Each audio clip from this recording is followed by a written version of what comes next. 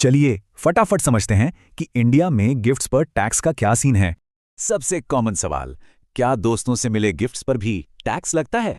यहां बस एक नंबर याद रखना है, 50,000 रुपए। ये है मैजिक लिमिट। अगर एक साल में 50,000 से ज्यादा के गिफ्ट्स मिले तो वो टैक्सेबल हो सकता है। लेकिन एक लाइफलाइन है, रिश्तेदारों से मिले गिफ्ट्स हमेशा टैक्स फ्री होते हैं। तो फिर इनकम टैक्स के हिसाब से ये रिश्तेदार हैं कौन? इनकम टैक्स एक्ट के हिसाब से ये है रिश्तेदारों की पूरी लिस्ट। चलिए इसे समझते हैं। सबसे पहले अपनी ब्लड लाइन देखिए। स्पाउस, पेरेंट्स, ग्रैंड पेरेंट्स और बच्चे पोते सब शामिल हैं। फिर आते हैं भाई बहन, और हाँ, उनके स्पाउस मतलब भाभी और जीजाजी भी।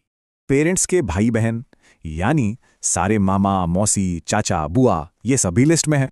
और आखिर में स्पाउस की फैमिली, उनके पेरेंट्स और भाई बहन भी कवर होते हैं। पता है, ये रूल्स पहले ऐसे नहीं थे। पहले सिर्फ कैश गिफ्ट्स ही टैक्सेबल थे। 2009 के बाद से नियम बदल गए। अब कैश के साथ प्रॉपर्टी पर भी टैक्स लगता है। तो अब 3 तरह के गिफ्ट्स टैक्सेबल हैं: पैसा, जमीन जायदाद और शेयर्स, ज्वेलरी जैसी चीजें। प्रॉपर्टी गिफ्ट्स का रूल, स्टैम्प ड्यूटी वैल्यू 50,000 से ज्यादा हुई तो पूरी वैल्यू टैक्सेबल है। और अगर प्रॉपर्टी कम दाम में खरीदी तो जो डिफरेंस है वो टैक्सेबल हो जाएगा। बाकी प्रॉपर्टी के लिए भी सेम लॉजिक है, बस वहां फेयर मार्केट वैल्यू देखी जाती है। तो चलिए फाइनल रिवीजन कर लेते हैं, बस ये 4 बातें याद रखनी है। तो अब अगला टैक्स फ्री गिफ्ट किससे लेने वाले हैं?